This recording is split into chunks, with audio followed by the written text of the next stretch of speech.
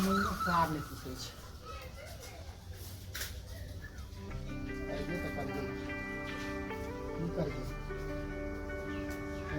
लगा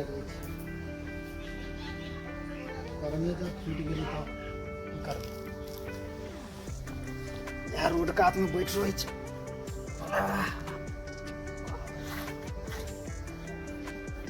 बुआर करे तो कहते कि बात रहते बैठ कर ततमीन करे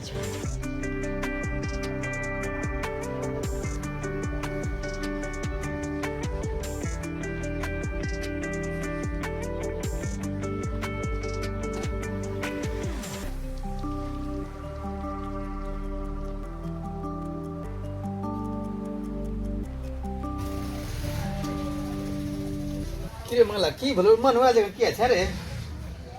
हैं की कहिया काका बैस की भलो बहुत दिन के बाद देखली हम के चल गेल छले कुटमैता चल गेल छले ठीक ठाक छो ने हां हां ठीक ठाक त छियै नहीं तो ठंडो कते बढ़ गेली हां की बोला कत जाय छलो रोड पर हैं कत जाय छलो रे तुम घर की तरफ जाय छली तोरा देखलिए त बैठ गेल छी तो की कहो ना तो की है मतलब मन हुआ जगह ओ काका की कहिया तू तो जानते छो हां या नया नया तो बियाह हे भला रहा हैं रहियो ससुराइरे में अब सुनबे कैल हो कन्या भाग नहीं गेले हमर हां अब कहू मन के अब की करिए तो फिर वहां से सवेरे में लिए हन या देख के दतमन करै छी की करिए ते रास्ता पर जे छै से एगो चर्चा कर रहल छले जे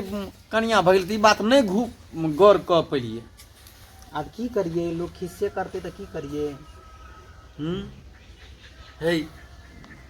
ओहो ने कि जे मतलब जे छै से नहीं यार गेले हन त आप ओकरो बाप जे छै से कहै छै जे आबै छी मेहमान जे सामान तामान आर देलो हम से सब रिटर्न कऽ देबै आब काका तुहे कह जे केना ओकरा हम सामान सब दऽ दिए ओकरा तो हम छोड़ तो नहीं देलिए हन नहीं नहीं अब अते तो देखो की सब होइ छै ओइ सार के एको को सामान नहीं दे के आ हमे रहबै आ दू चार के और मंगा लेके हाँ हमहूँ कह दिलिए हन दू चार आदमी के जे आबे वाला छै कुटुम जे रहै ला की बोलबा तू रहियो आ दू चार गो लाठी के व्यवस्था करे के सार के देह तोड़ देबै कभी सार तोरा बेटी के छोड़लको हन हाँ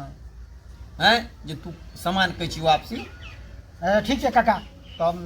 देखे छे ओकरा के कह दिलिए हन बुझलो हां तू रहियो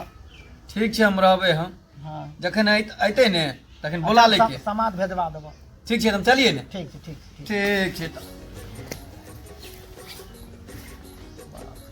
सबसे हल्ला भ जे मंगला के कन्या भाग गेलै मंगला के कन्या भाग गेलै केहन केहन अथी आबि गेलै हन से नहीं जाए अब की करबै भागिए गेलै तऽ आब देखै छियै केनाहितो तऽ करैए पड़तै